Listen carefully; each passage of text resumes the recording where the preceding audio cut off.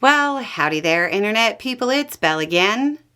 So today, we're going to talk about the Senate GOP co-signing Trump's economy. On Wednesday, Senate Republicans had the chance to distance themselves from the economic turmoil Trump is causing. A resolution was put forward to effectively end Trump's Liberation Day tariffs. Almost all Republicans voted to keep the tariffs, and therefore the economic uncertainty in place. 3 Republicans voted to curtail Trump, and given the fact that this is shaping up to be a big deal in 2026, I feel like we should name those who tried to avoid what's coming. Senator Lisa Murkowski of Alaska, Rand Paul of Kentucky, and Susan Collins of Maine. Mitch McConnell of Kentucky was expected to be a no vote, but didn't make it to the vote. From what I understand, he's ill. His office put out a statement saying, quote, "He believes that tariffs are a tax increase on everybody." Democratic Senator Sheldon Whitehouse of Rhode Island also missed the vote. He was coming back from a trip in South Korea. If they had been present, the resolution would have passed.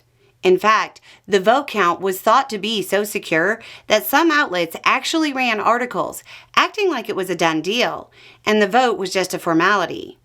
Because of the absences, the vote was tied, and Vice President Vance wound up having to break the tie.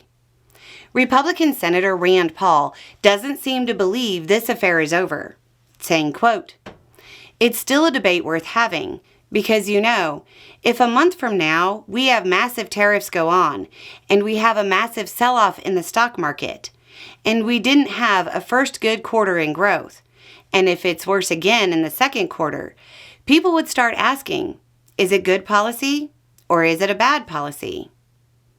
Meanwhile, Republican leadership is trying to distance themselves from the decision the GOP made.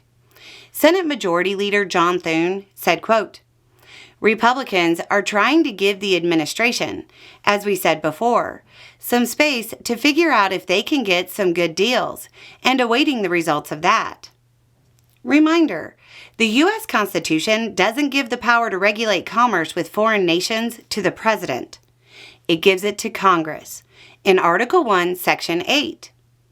Giving the President some space may be good internal politics, but it isn't necessarily good for the country or what the Constitution says is supposed to happen. On some level, the vote, like the vote on the tariffs Trump put on Canada, is symbolic, because Republicans in the House are also unwilling to curtail Trump's trade war. The Republican Party is placing a lot of faith in Trump's ability to navigate an increasingly complex international situation. The potential economic fallout from the trade war is immense. And if Trump fails to quickly foster a return to business as usual, the worst part of the economic fallout will be apparent during the 2026 campaign season. Anyway, it's just a thought. Y'all have a good day.